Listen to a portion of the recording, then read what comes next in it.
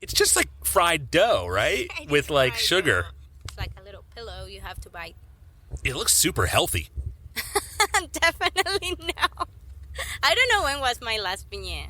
I swear. Like, I try to avoid them because you can't be eating beignets all the time. But, man, they are addicting. Let me see. Let me smell this. Welcome to the Big Photo Hunt Podcast, a show where we talk with aspiring and professional photographers to help us all grow and improve our photography together. I'm your host, Ken Deckinger. If you're one of our community members and you'd like to be a guest on the show, please visit bigphotohunt.com for more information.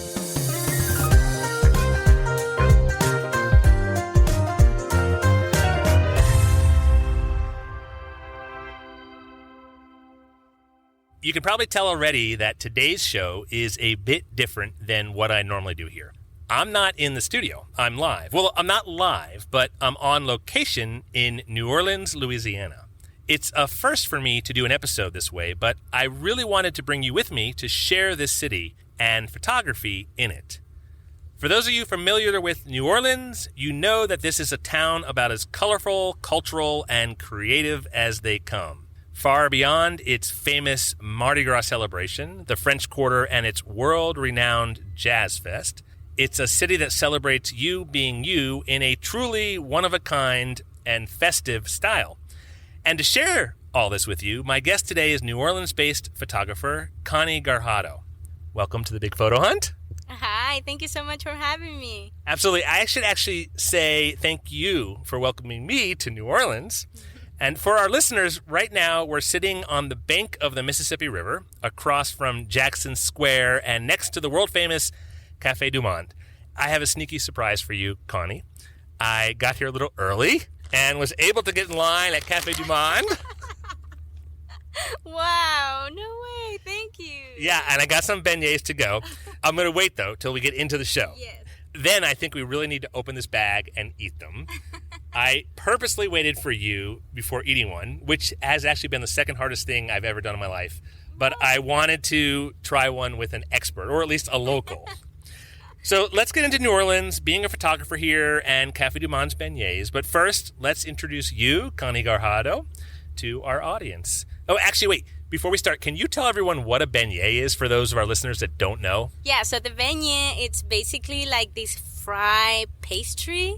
So it's like fluffy, and you just put a bunch of powdered sugar on it.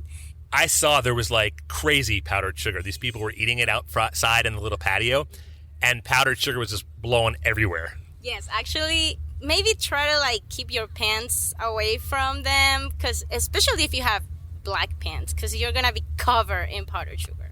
But that's how it is. All right, we're gonna get into them in a little while. But first, let's talk about Coni. Coni, tell us your story. Tell us who you are, how you got to New Orleans, and everything in between. Yeah, so I'm from Chile. I am 28, and I was living in Chile until I was 23, till I met my husband, Aiden. He is from New Orleans. I feel like I got into photography because every time we were out and about, I would be like, I need to snap this moment right here, right now. I've been living here now for 3 years and a half, and it's been a roller coaster for sure. What's New Orleans like? I've been here 3 times. First time was for Mardi Gras. Second time was for an event. And the third time I'm here now. And each time I've seen a different side of the city. What is it like to actually live here? What's the city's personality when you're not a tourist? I love the fact that it's very family oriented, especially out of the French Quarter. New Orleans is not that big, and there's areas around where you can see like a lot of families and kids, and especially for Mardi Gras. Mardi Gras, it's like, it's wild and everything, but whenever you go to maybe uptown and go to see other parades, you can see like everybody out and about with their kids, making events. I mean, it's incredible how everybody knows everybody. You know, it's a small town, so I feel like people is very sociable, and they are like, they have good energy, you know, they want to talk to you. Actually, being from Chile, I've always been a little bit more quiet when it comes to meeting random people because we are just like that. But over here, it's like you need to talk to people. You need to be out there to maybe do some networking, like there is a lot of that going on here. Like if you know this person, oh, I'm gonna hook you up with this person. Oh, you should come see this. Oh, do you know about the new restaurant? I mean, everybody's like exchanging information all the time.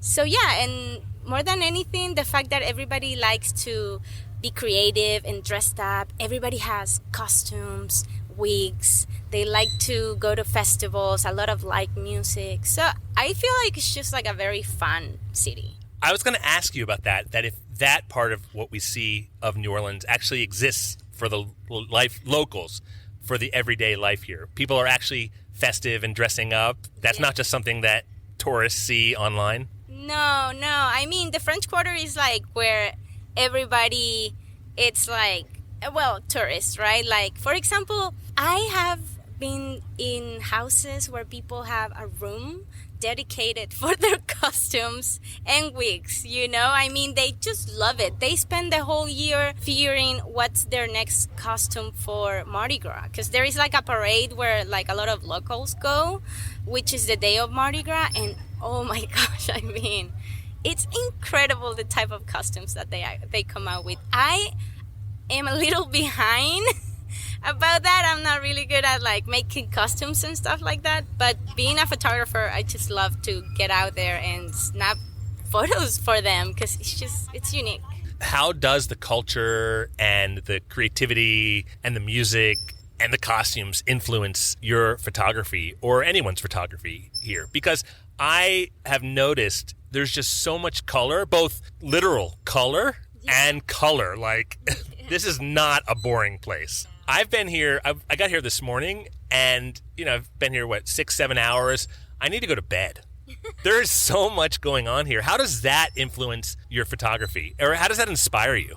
The fun part of coming to New Orleans to take photos, it's that first, the architecture is beautiful. Whatever type of photography you want to do around here, it's going to probably work.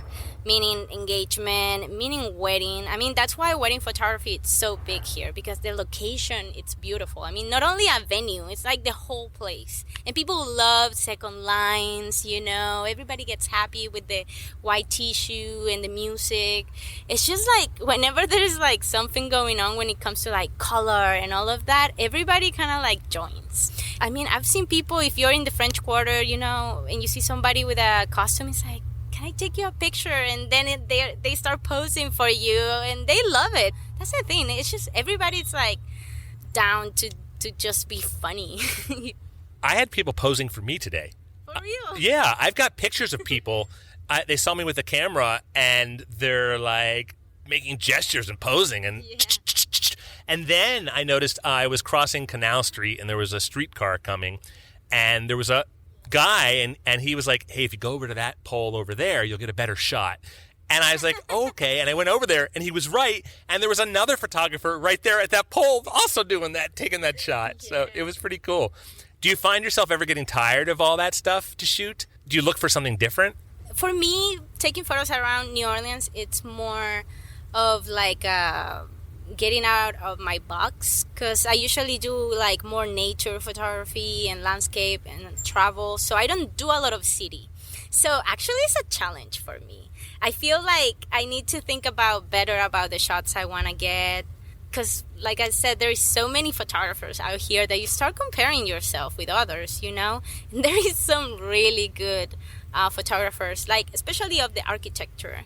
And when you go to Instagram and stuff like that, you find so many photographers, and everybody wants to take like the best photo around the city. So I just try to like take it with like a little bit more fun, and I try to experiment more in the post-production, and maybe that way make it a little bit more on my own. So yeah, I try to play around with it. So it is a little difficult for me to take photos around here, but I do like to come to take photos of people. Like I love to have photo shoots around the French Quarter, especially when they have like a good personality and they want to play around. You've got the background and the scene and the environment, and you just drop that personable subject in there. Mm-hmm. Yeah, they play around with like their clothing, so you try to match like houses and their clothing, or maybe like the situation. And people is really open.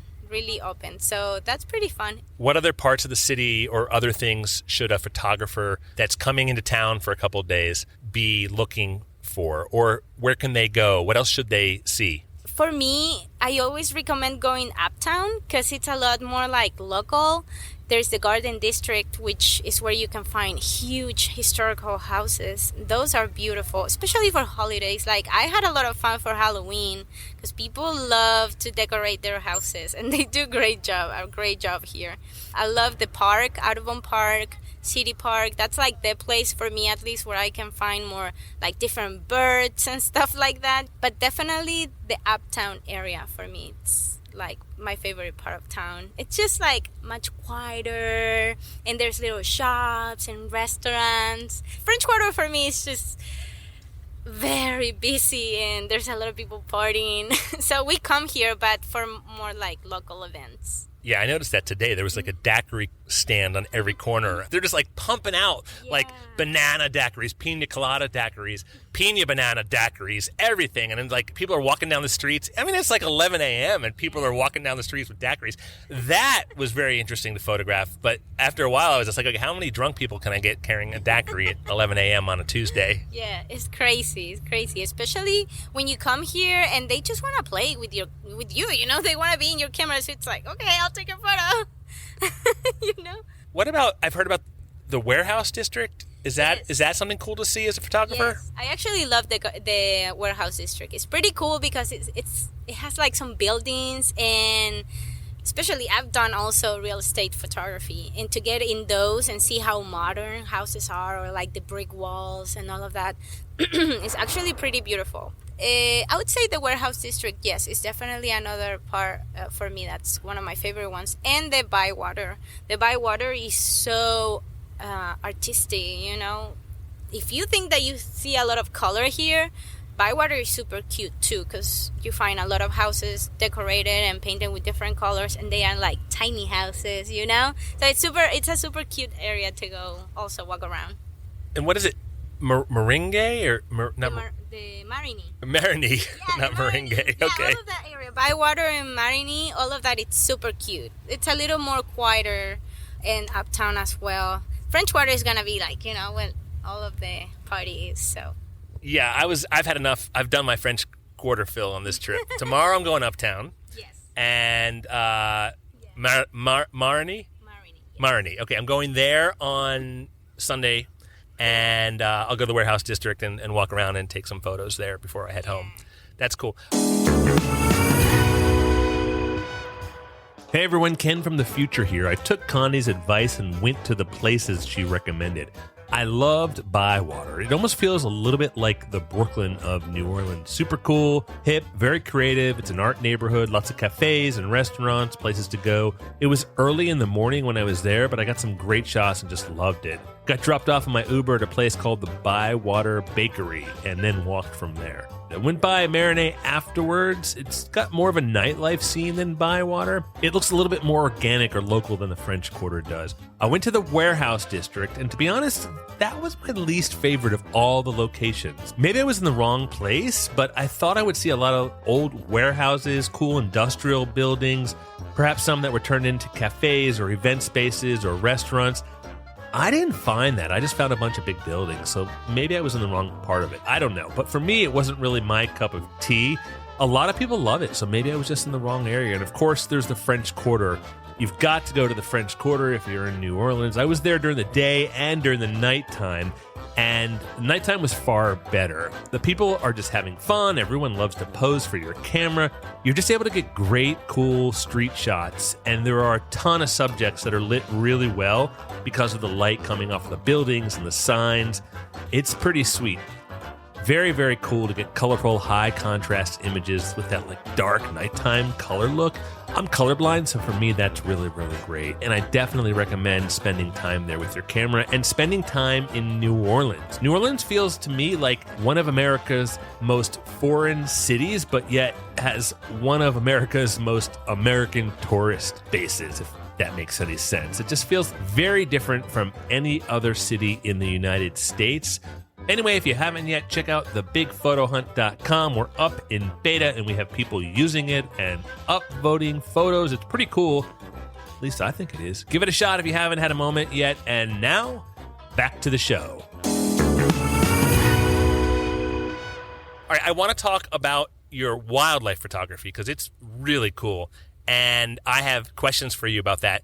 Before we do that, I think it's beignet time. Okay. Time. And I don't know, like, Let's see how we do this, but I've got to keep these jeans kind of clean because I only brought one pair of jeans on this trip. Okay, so first of all, they did pretty well because they give you the bag. Okay. So the cool thing about doing the whole bag thing, you see you have your powdered sugar, but the whole idea of having it in a bag instead of having it in the plate is that you shake it. That is so smart. So Coni just took the beignets in the bag with the powdered sugar, closed it, and shook it like tossing like a chopped salad when you go to like Sweet Green or something, and you shake it and it gets the dressing all over, and now the whole thing is powdered. It's still going to wind up on my jeans. Yes, it probably will. It's just like fried dough, right? With like sugar. Dough. It's like a little pillow you have to bite. It looks super healthy. Definitely no. I don't know when was my last beignet. I swear. Like, I try to avoid them because you can't be eating beignets all the time, but man, they are addicting. Let me see. Let me smell this. It smells exactly like fried dough with powdered sugar. And for our listeners, like, it is. It's a piece of fried dough with powdered sugar. And I'm sure a lot of you have had these before. I've had them once, long time ago. I just figured we would share this experience. So wait, you haven't had one in a while. Is that because you don't want them because I know they're not healthy? So you don't want that? Or is it just because you live here and you're like, I just don't need them? Well, I have a coffee shop right around my house that have beignets, but I just try to avoid them because living in New Orleans, you have to watch out with the food. For me, being from Latin America, I have big hips, so I better watch out myself when it comes to food. They like to cook with butter here and a lot of sugar. So, and beignets, they can be dangerous. They are a treat for sure. I have no butt. I don't have a butt. And so I'm convinced my wife is like trying to get me a butt. I hired a trainer. We both work with the same trainer. And I think she told the trainer to give me a butt because the trainer started getting me to do all these squats and things. I was like, why am I doing squats? And I'm pretty sure it's because my wife wants my butt bigger. Yeah, it didn't work. I think the beignets are gonna be then more beneficial. I'm gonna have to eat yours though to make it beneficial. Are these things actually then served at like coffee shops, like local coffee shops? They're not just for tourists? No, not at all. Actually, in Uptown, there is a coffee shop that's called The Vintage where you can find stuffed beignets. And you can find them stuffed with, like, different jams and stuff like that. I haven't got there yet, but actually we were talking about that last week, how I need to try those because I haven't yet. Can we please eat these? Okay. Yeah, I've literally been waiting. I was like, do I get one and eat it? When I bought them before we met up, I was like, do I eat it in line and then tell her I didn't eat it, or do I? See the sugar Yeah. on your clothes. All right, I'm gonna take one first. Yeah, go for it. Are you gonna eat one? You don't. I know. I don't want to like break your like health kick. No, don't worry. All right, here we go. Oh my God. Yum. So Café Du Monde It's so good. is a famous one. I mean, Yes. are they really better than everyone else, or?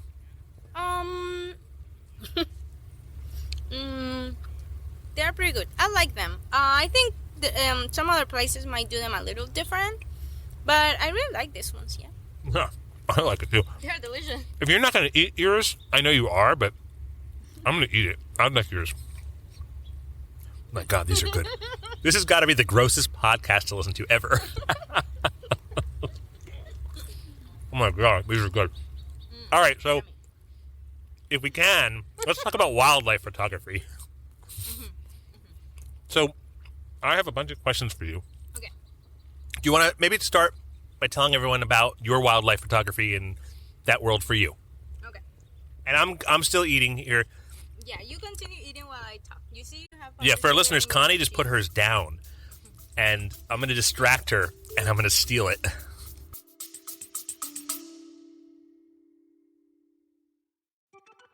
Hey there, it's Ken. Thanks so much for listening to this episode of the Big Photo Hunt podcast. I'm really happy you're here. I wanted to just punch in and tell you about the Big Photo Hunt in case you weren't yet a member. We're building the world's most friendly online photography community, and it's pretty friendly. Not to mention, it's the best place for amateur photographers to grow by sharing photos and being inspired by other members. Members post only one photo a week. Then the community upvotes their favorite photos. At the end of each week, we celebrate the most upvoted photos. It's really fun. So if you're not yet a member, check it out, bigphotohunt.com, and reach out to me if I can answer any questions. I'm around. Now back to the show.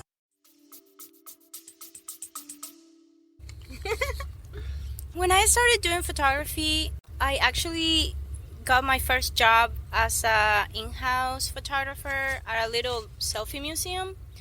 And when I started taking photos of people, at this selfie museum, I was missing a little bit more of like natural adrenaline of trying to like capture something in the moment.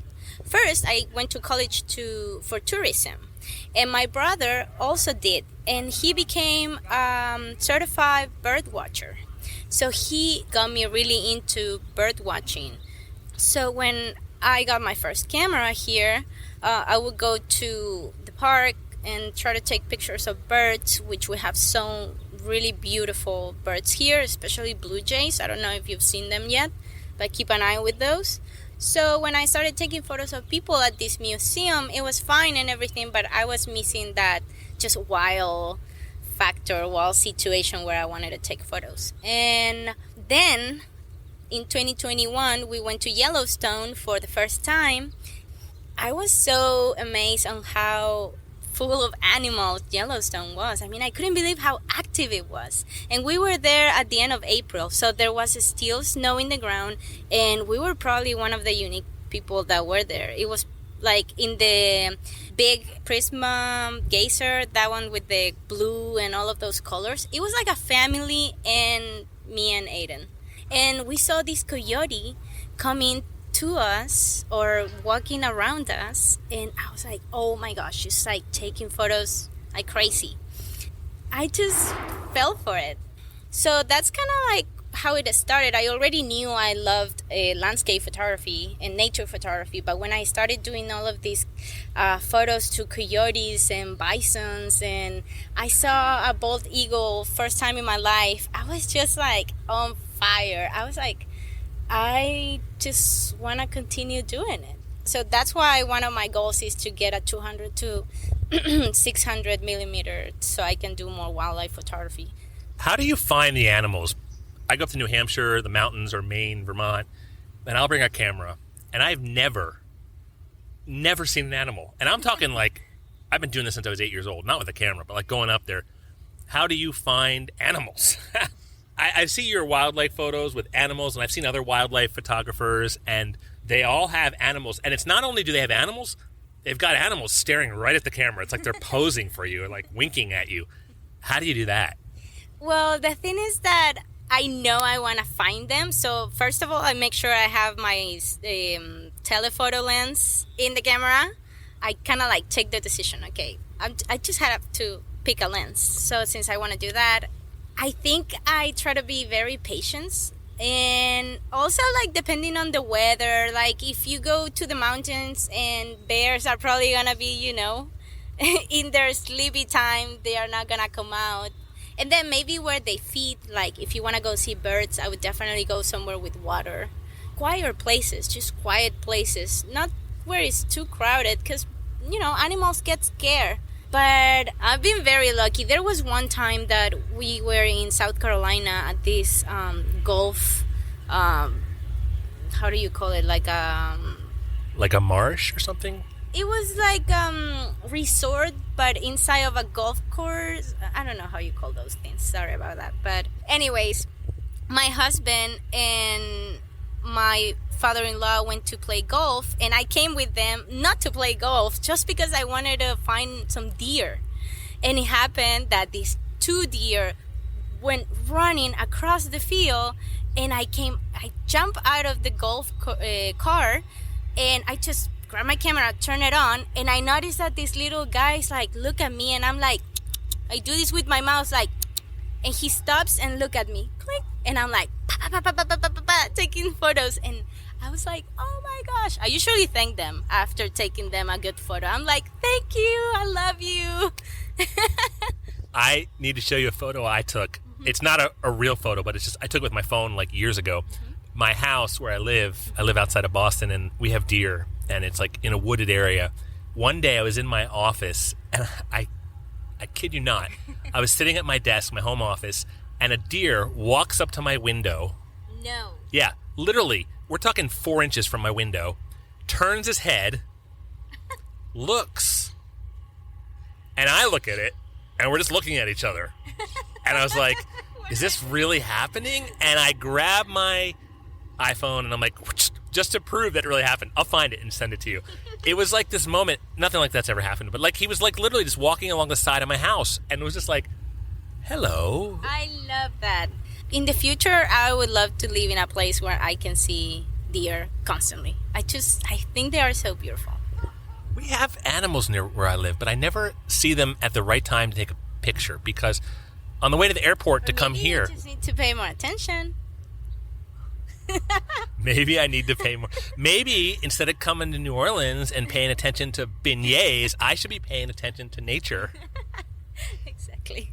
Is there any of that around here in like New Orleans area or Louisiana, like wildlife photography? Or at least do you participate in that? There is some wildlife photography. We are at the swamps, so you're gonna mostly find maybe some alligators. There is really cool birds around here, that's for sure. I've even seen a bald eagle around the city, which is kind of odd. But I don't really find a lot of wildlife around here on my set. Not at least the type that would make me like super excited. Yeah, I get it. One of the things that you guys are doing are building out a van to go live the van life. That is super cool. Something that I want to do, but I can't because I have little kids and a family, and just not happening for me. Can you tell me about that? How is that going? And what are you going to do once that's done? Like, what's the journey there? And how is that going to impact and inspire your photography? Yeah, so coming from Chile, you know, we have a lot of nature, a lot of like adventure tourism. And when I was in college, I used to go in these backpacking trips. So that's where all of the adventurous thing on me came. Well, and since I was young. But we were living in San Diego before we moved in to New Orleans. So to go from California to a city, it was like a very different situation, just like opposite, totally opposite. And we came to live here temporarily, so we knew we wanted to travel eventually. And then during my first job after the pandemic, I got to spend a lot of time just kind of like sitting in an office. It wasn't really fun. And I started going in YouTube, and I kind of like got to this couple that was building their van, and they were traveling, and I just started, you know, watching the whole process. And I told my husband, Aiden, what do you think about this? Like, isn't it amazing? I'm like, would you be down to live in a van? Because all of our story has been kind of like the uncommon way, you know, long distance relationships and stuff like that, that I knew Aidan was going to be down to do something weird or different. He told me, yeah, I'll be down, but I don't believe that he thought I was this serious. So after we kind of like took the decision, I was like, okay, we are doing it. And we started saving money and bought our van. And I feel like little by little, he's been kind of like finally coming to understand like this is happening. We've been building for almost a year now.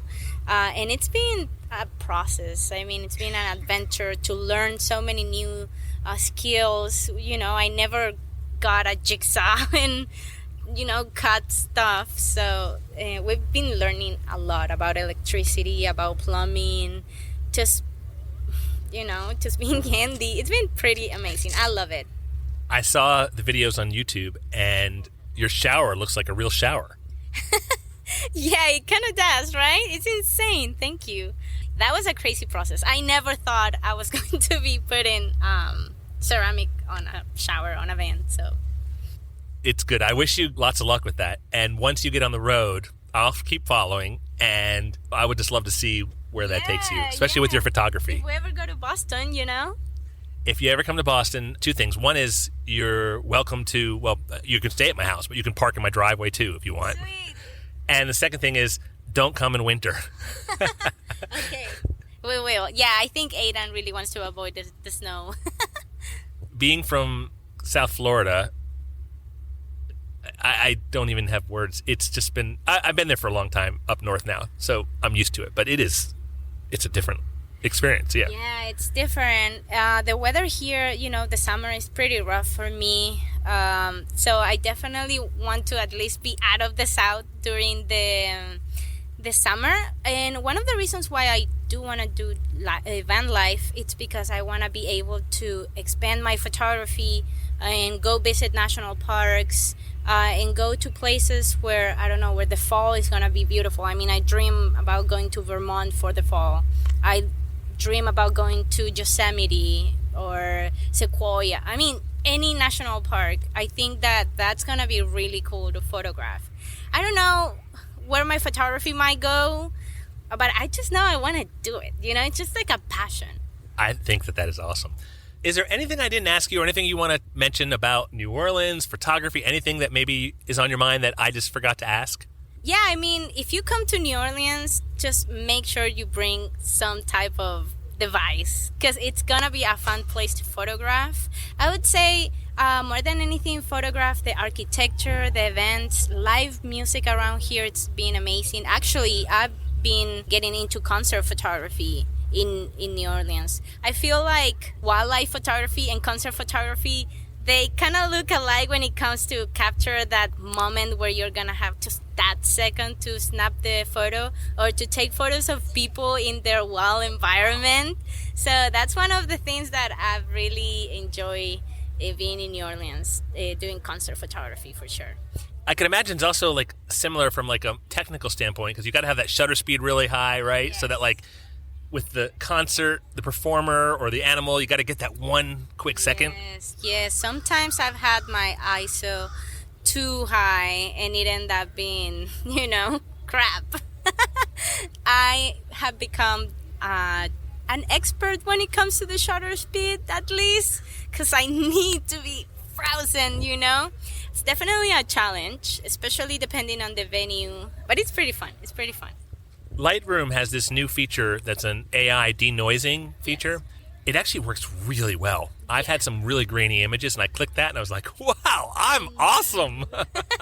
Yeah, believe me. I want to say a couple weeks ago, I took pictures at a concert in a little theater, and oh my gosh, it was dark in there, and I didn't want to bring my ISO too high, so I was like, okay, I'll work around that after, but definitely that little feature in Lightroom really helped. Well, I have 3 questions that I ask all of my guests, and so I have to ask you.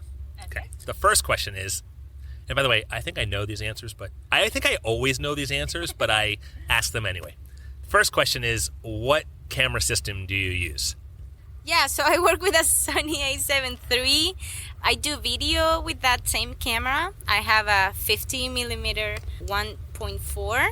I have a 17 to 28 2.8 of Tamron, then 28 to 75 Tamron, and a 70 to 300 Tamron, and those are the ones that I use right now. And I use GoPro sometimes. What do you use the GoPro for? When I'm diving in the water. Or sometimes when I'm doing like selfie mode, kind of like talking to the camera stuff. Because, well, one of the reasons why I want your camera, the Sony a7 IV, it's because you can flip the screen and look at yourself. I cannot do that with my Sony a7 III. And, you know, I wasn't born talking to a camera, so I definitely want to look at myself when I'm doing it. I used to use Canon. And I wouldn't go to Sony because it didn't have the flip-out screen. And then this camera was the first, I think, in their lineup, or at least the first that I was looking at, that had the flip out screen, and that's what made me switch over to Sony. And I love Sony like now for what I do. I think it's really good because I also do a lot of video, and so it's really good for that. Definitely. Okay, my second question is, what's your favorite genre to shoot and why? My definitely favorite's gonna be landscape, wildlife, and concert photography. Cool. And question number 3 is, on a scale of 1 to 10, 1 being the least, 10 being the most, how often do you get that burning itch to go out and shoot photos? 10. I saw that one coming. That was like a mile away. Okay, let's tell everyone where they can find you online. Yeah, so you can find me on Instagram. My Instagram is Constanza with Z-A Gajardo, F and underscore. My website's the same. And in YouTube, you can find us as Coni and Aiden. It's going to be C-O-N-I and Aiden, if you want to follow our van life photography content.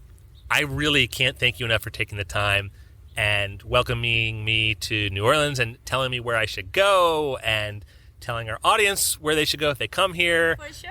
I'm very excited for you to go explore around. And thank you so much for the beignet. That's I wasn't expecting it. Well, there's actually half left. And, okay, you're going to eat it. Okay. Are you sure you're going to eat it? Do you want it? Well, I mean, I want it, but I don't want to take it. Coni, thank you so much. I really can't thank you enough. Thank you so much for joining me for today's episode. Our next show will feature more valuable stories from our community members. If you'd like to audition to be a guest, please visit bigphotohunt.com for more information. Thanks again for listening today.